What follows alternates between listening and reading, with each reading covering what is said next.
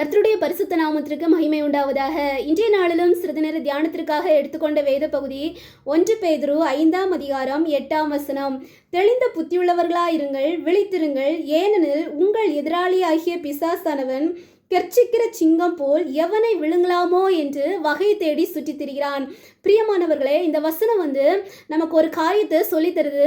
என்ன சொல்லித்தருது அப்படின்னா, தெளிந்த புத்தி உள்ளவங்களா இருங்க, ரொம்ப கேர்ஃபுல்லாக இருங்க, உங்கள் மைண்டை ரொம்ப ஷார்ப்பாக வச்சுக்கோங்க.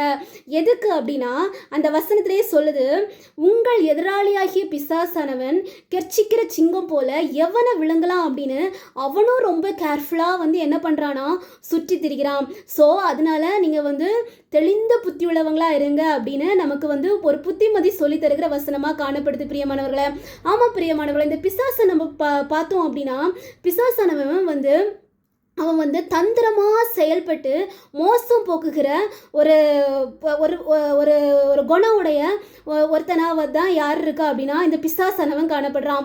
நம்ம ஆதியாகமத்தில் ஆதாமையும் ஏவாளையும் பார்த்தோம் அப்படின்னா, அவன் பிசாசானவன் அவனுடைய தந்திரமான வார்த்தைகளினால ஆதாமையும் ஏவாளையும் வஞ்சித்து ஆதாம் ஏவாளுக்குடைய ஆசீர்வாதத்தை விட்டு வழி விலக செஞ்சான்.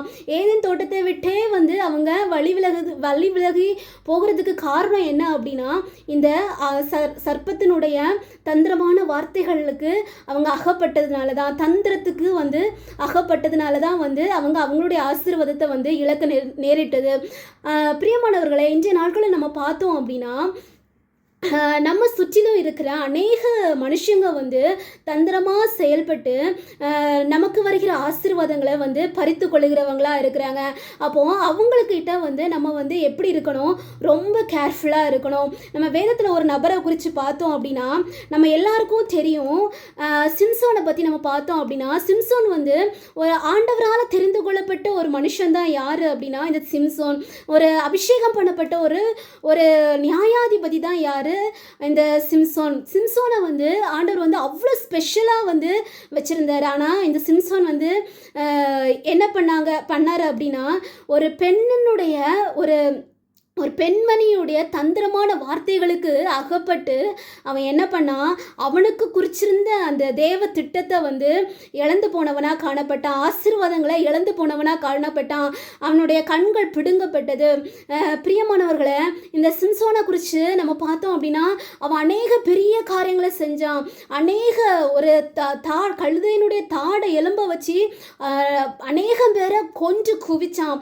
அப்பேற்பட்ட ஒரு மனுஷனை ஒரு பெண்மணியினுடைய தந்திரமான வார்த்தை என்ன பண்ணிடுச்சு, விழ பண்ணிடுச்சு. பிரியமானவர்களே, அவன் சிம்சோனுக்கு ஆண்டவர் சொல்லியிருந்தாரு, ஒரு சில காரியங்களை நீ ரகசியமாக தான் வச்சிருக்கணும், யார்கிட்டையும் சொல்லக்கூடாது, எப்படி கேட்டாலும் சொல்லக்கூடாது அப்படின்னு சொல்லி கொடுத்துருந்த காரியத்தை அவன் என்ன பண்ணான், அந்த பெண்மணியுடைய அந்த வார்த்தைகள் தந்திரமாக செயல்பட்டு அவனை வார்த்தைகளினால் அலட்டி கொண்டிருந்ததுனால இவனை என்ன பண்ணான், ரகசியத்தை காத்துக்கொள்ள வேண்டிய இடத்துல ரகசியத்தை என்ன பண்ணிட்டான், வெளிப்படுத்துறது நிமித்தம் இவனுக்குள்ளே இருந்த அந்த ஆசீர்வாதம், இவனுக்குன்னு ஆண்டவர் வச்சிருந்த அந்த ஆசீர்வாதத்தை இவன் என்ன பண்ண வேண்டியதாக இருந்துச்சு, இழக்க வேண்டியதாக இருந்துச்சு. இவனுடைய முடிவு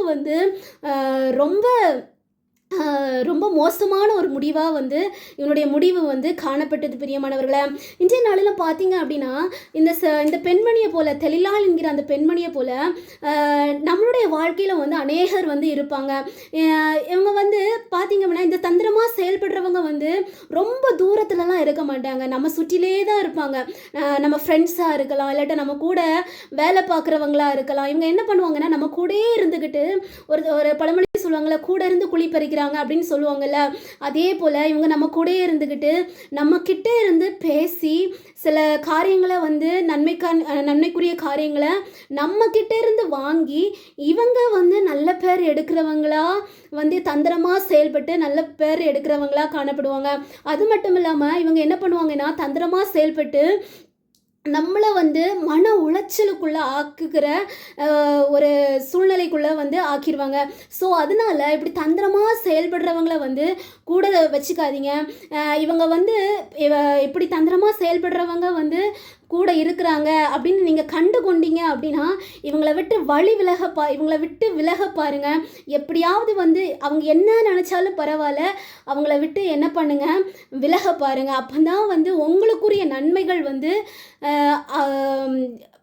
உங்களுக்குரிய நன்மைகளை வந்து இழந்து போகாமல் வந்து நீங்கள் இருப்பீங்க. ரொம்ப கேர்ஃபுல்லாக இருங்க, தெளிந்த புத்தி உள்ளவங்களாக இருங்க. இப்படி தந்திரமாக செயல்படுகிறவங்களுக்கு மத்தியில் வந்து நீங்கள் ரொம்ப கேர்ஃபுல்லாக இருங்க. அவங்கள விட்டு என்ன பண்ணுங்கள், விட்டு விலக பாருங்கள். கர்த்தர் தாம் இந்த வார்த்தையின்படி உங்களை ஆசீர்வதிப்பாராக. ஆமேன்.